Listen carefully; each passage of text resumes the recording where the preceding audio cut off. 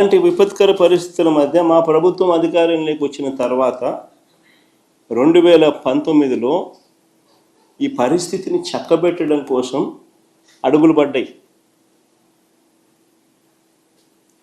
అందులో భాగమే Rayalaseema lift irrigation project పెట్టాం. 800 అడుగుల్లోనే మనం కూడా 3 టీఎంసీలు నీటిని తీసుకొని వెళ్ళే వెసులుబాటు క్రియేట్ చేసాం.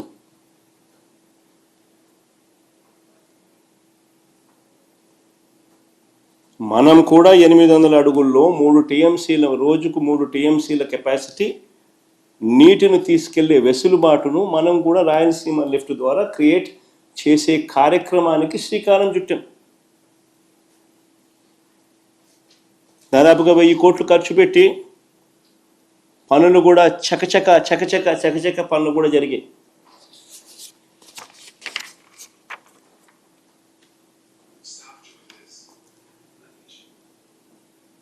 చంద్రబాబు నాయుడు గారు అనే వ్యక్తి మా ప్రభుత్వానికి పేరు వస్తుందని, ఈ ప్రాజెక్ట్ ఎక్కడ పూర్తవుతే ఎక్కడ జగన్కు మంచి పేరు వస్తుందేమో అని చంద్రబాబు నాయుడు గారు తన టీడీపీ కార్యకర్తల చేత దీన్ని అడ్డుకునే కార్యక్రమంలో భాగంగా కేసులు కూడా వేయించిన వ్యక్తి చంద్రబాబు నాయుడు.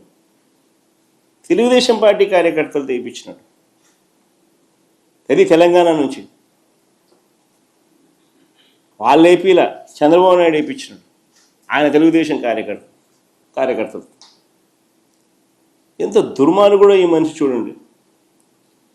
అయినా సరే రాయలసీమ దిగువన నెల్లూరు ఈ రైతులకు మేలు చేయడం కోసం తాగునీటి అవసరాలను దృష్టిలో పెట్టుకొని ప్రాజెక్టును ముందుకు కదిలించాం, ముందుకు కొనసాగించాం. ప్రభుత్వం మారిన తర్వాత దురదృష్టవశాత్తు నిజంగా ఈ ప్రాంతపు రైతన్నల దురదృష్టం ఏమిటి అంటే మా ప్రభుత్వం రాకపోవడం.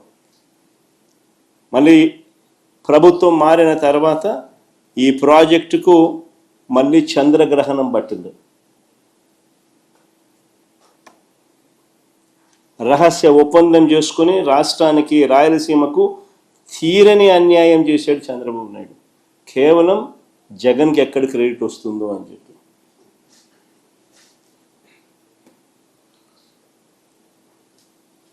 ఎన్జిటి అభ్యంతరాలు, అసలు ఎన్జిటి అభ్యంతరాల తర్వాత ఈఏసీ అని central government expert appraisal committee అని సెంట్రల్ గవర్నమెంట్లో ఎన్వైరన్మెంటల్ ఎక్స్పర్ట్స్ దగ్గర ఎన్వైరన్మెంటల్ కమిటీ మీటింగ్లో ఈఏసీ జరుగుతుంది.